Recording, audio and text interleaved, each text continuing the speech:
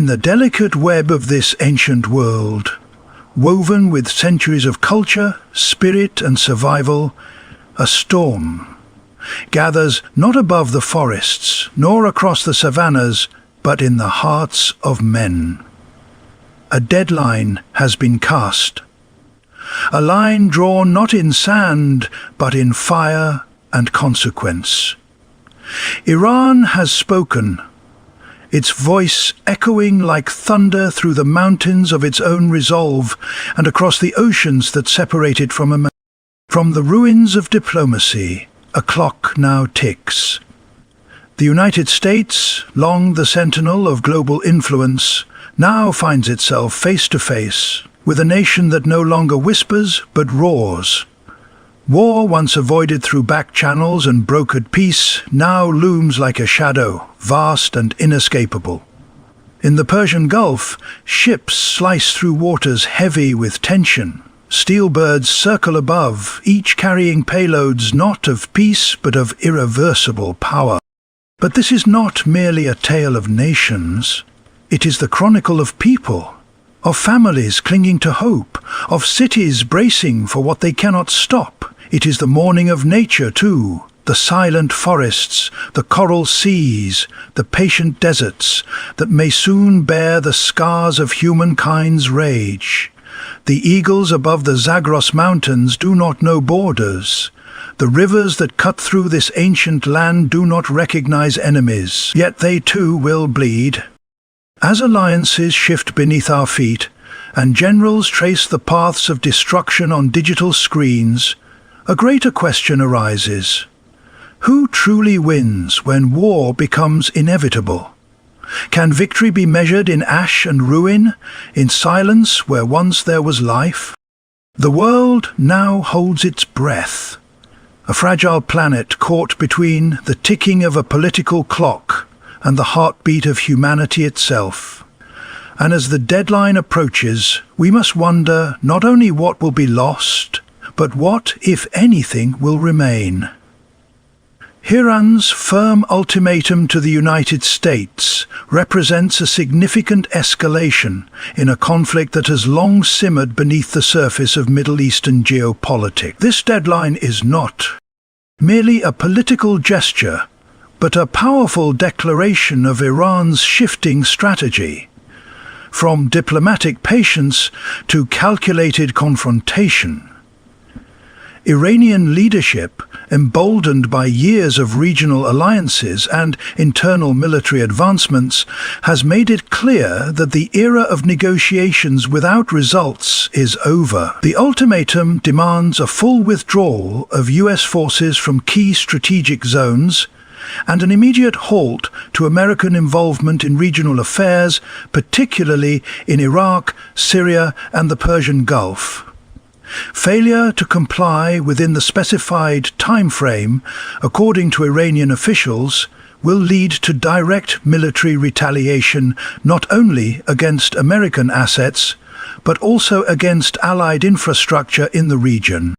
This warning was not delivered through ambiguous diplomatic language, but through televised statements and military parades showcasing advanced missile systems, drone technology and hypersonic threats. It was a carefully choreographed show of strength, designed to signal Iran's readiness for full-spectrum warfare. The deadline itself carries a symbolic weight, evoking images of countdowns before detonation, or a ticking clock that signals irreversible action. For Iran, this is a moment of reclaiming sovereignty in the face of perceived occupation and interference. The timing of this ultimatum is also significant. It arrives after months of cross-border skirmishes, sabotage incidents in the Strait of Hormuz, and the continued presence of US carrier groups in close proximity to Iranian waters. Each of these incidents has pushed Tehran closer to the edge, and now it seems the line has been crossed. From Iran's perspective, this is not an act of aggression, but one of defense. Framed as a final attempt to force a reckoning, the ultimatum is meant to test America's willingness to either step back or step into a war zone that will have consequences far beyond conventional conflict.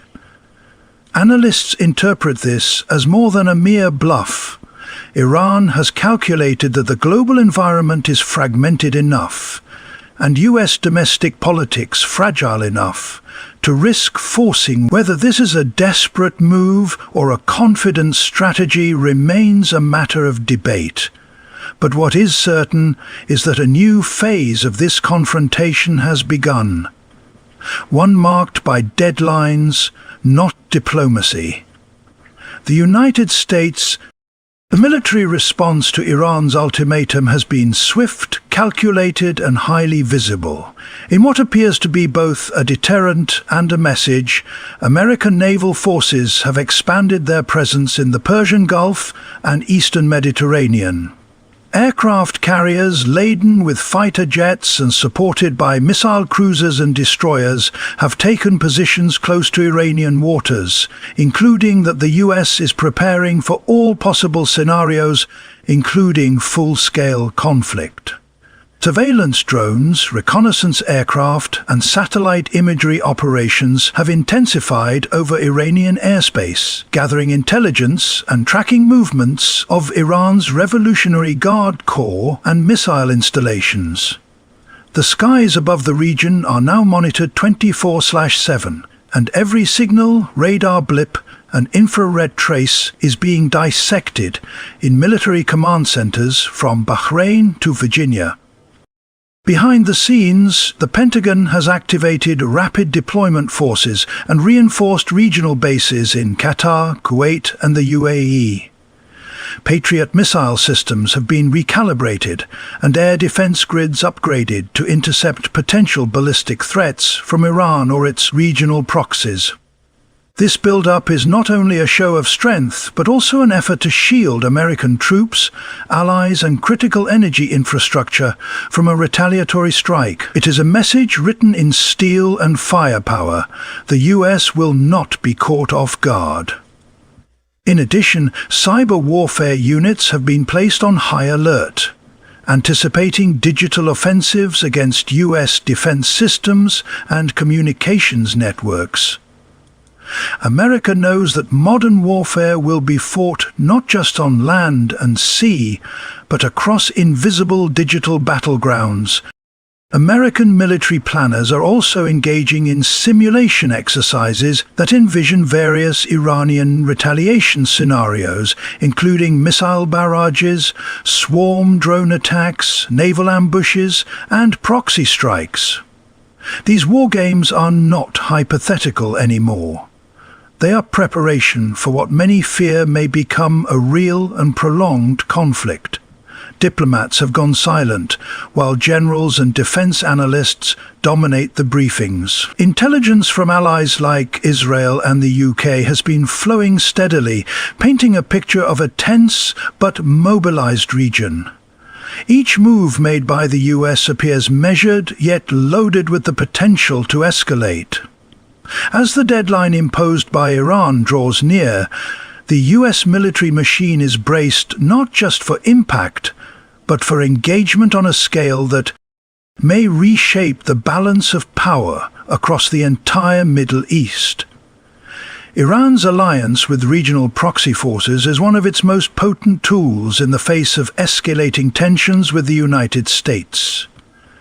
These proxies are not just ideological partners, but strategic extensions of Iran's military doctrine. Spread across key flashpoints in the Middle East, Hezbollah in Lebanon stands as Iran's most experienced and capable partner, possessing a formidable arsenal of precision-guided missiles and a deeply entrenched network along Israel's northern border. In recent weeks, Hezbollah leaders have echoed Tehran's rhetoric, warning that any American or Israeli aggression will be met with regional firepower. Their statements are not mere threats. They reflect an operational readiness that has been built over decades. and their loyalty to Iran's cause makes them a credible front in any potential escalation. In Iraq, Shia militias such as Kataib Hezbollah and Asaib Ahl al-Haq operate with significant influence and have long-standing ties to Iran's Revolutionary Guard Corps. These groups have previously targeted US forces and diplomatic missions, and in the current climate they have vowed to reinitiate such attacks should hostilities break out. Their access to drones, rockets, and guerrilla warfare tactics creates an unpredictable threat for American personnel stationed across Iraq and Syria. Syria itself serves as both a battlefield and a bridge, where Iranian forces and militias are already embedded under the cover of ongoing conflict. These groups provide Iran with the ability to strike at US interests without formally declaring war, keeping Tehran's hands seemingly clean while chaos unfolds on multiple fronts. In Yemen, the Houthi rebels have emerged as an unexpected yet strategically valuable partner.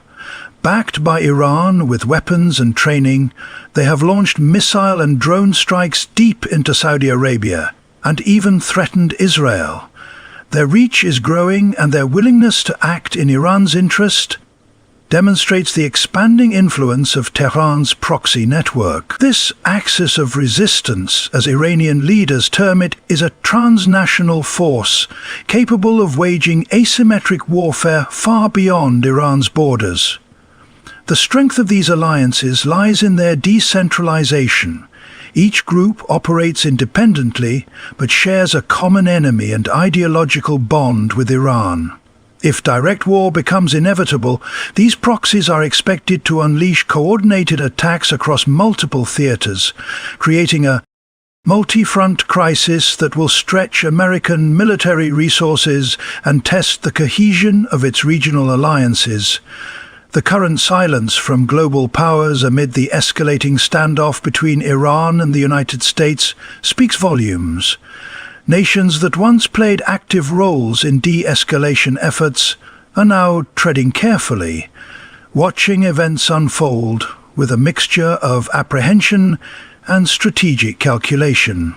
Russia, traditionally aligned with Iran on several fronts, has chosen a more muted response, possibly weighing its own military entanglements and economic interests. China, while deeply invested in the region's energy supplies, has avoided direct condemnation or support for either side, preferring quiet diplomacy over public intervention. Both powers appear to be waiting for a clearer picture to emerge, unwilling to jeopardize their broader global interests by taking a firm stance too soon. This geopolitical hesitation is contributing to a vacuum where confrontation is becoming normalized. Meanwhile, Western allies of the United States, particularly NATO members, have issued vague statements calling for restraint, but have not committed to any substantial action or deterrent measures. The European Union's attempts at back-channel diplomacy have failed to yield results, as neither Iran nor the US appears willing to make concessions.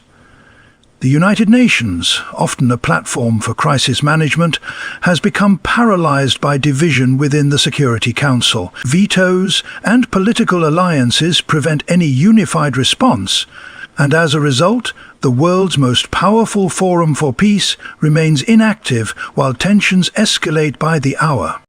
This diplomatic paralysis has left smaller nations vulnerable and uncertain. Countries in the Gulf region, such as Qatar, the UAE and Oman, are caught in a dangerous position between economic dependency on the West and geographic proximity to Iran. Their public neutrality masks deep internal concerns about the fallout of a direct military confrontation.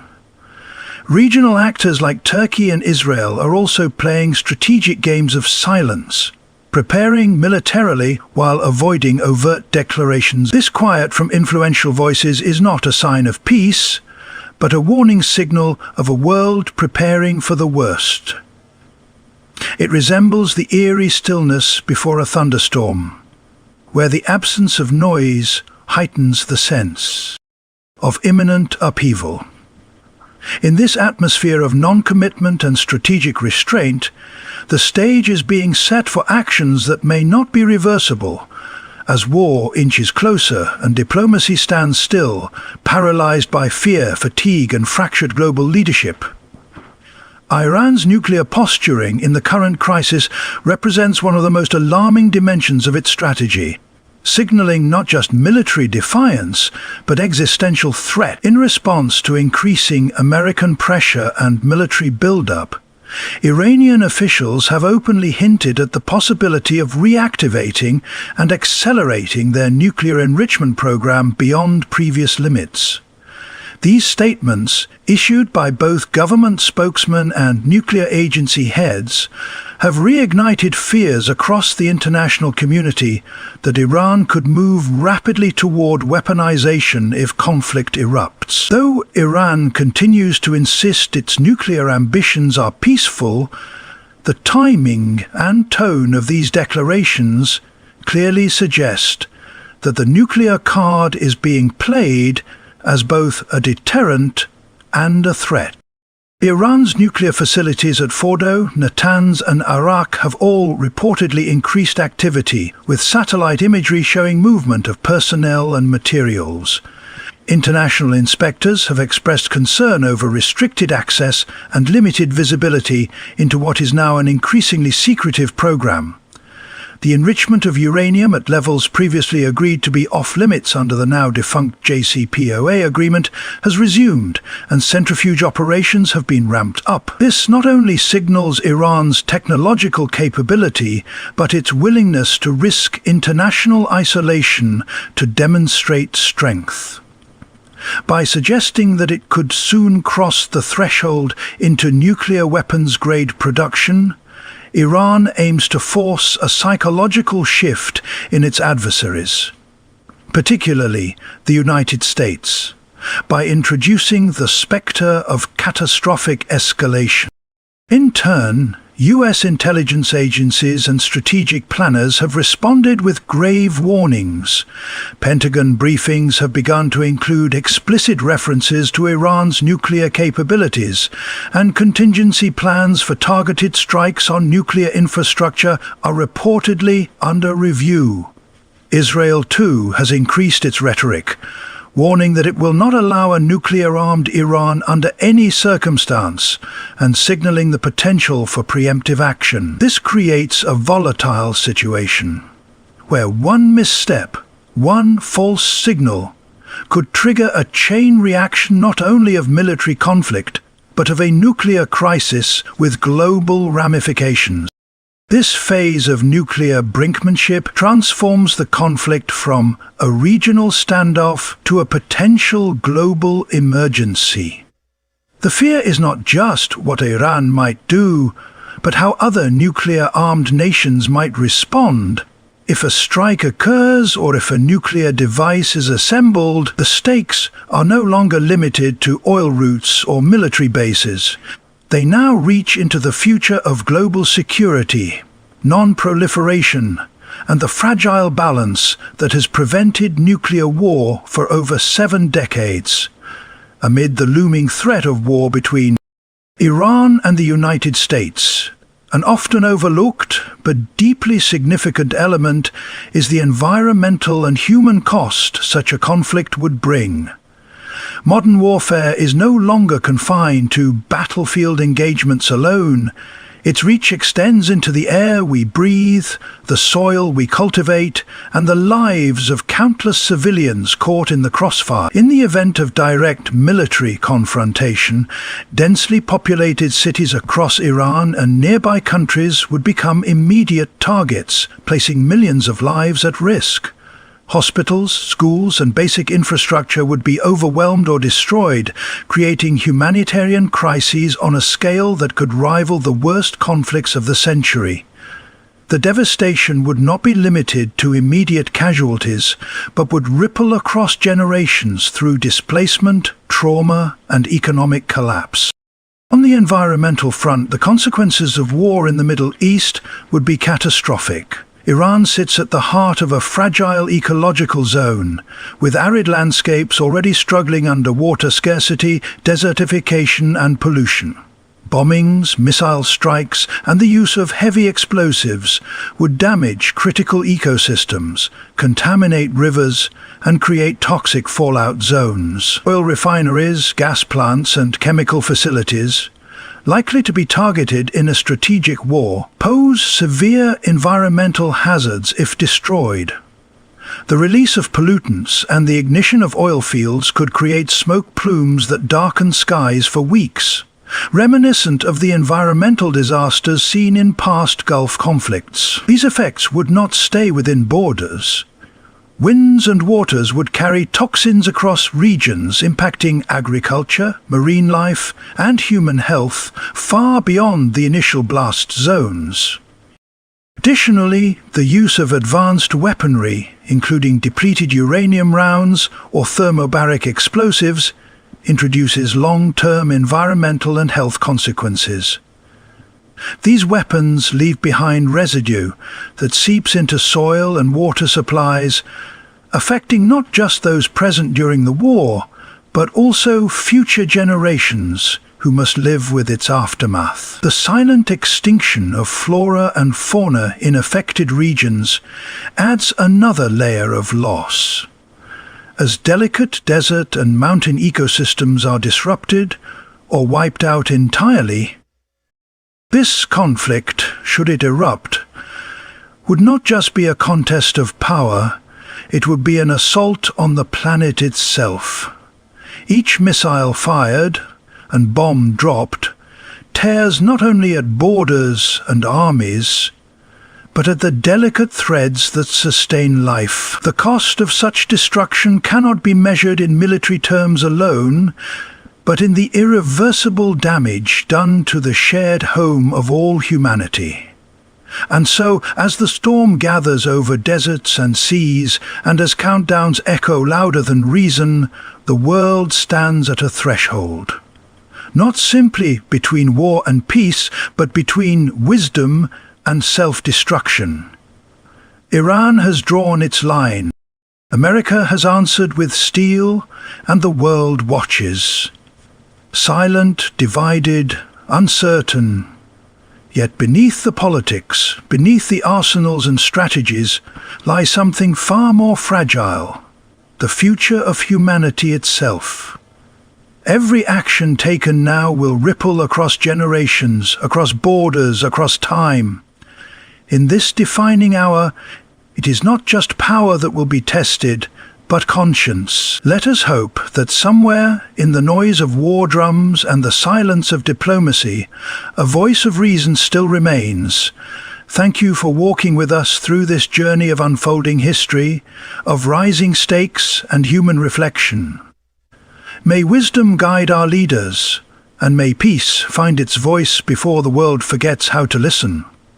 Stay aware, stay hopeful, and may the future reward those who choose dialogue over destruction. Good luck to all who seek truth in uncertain times.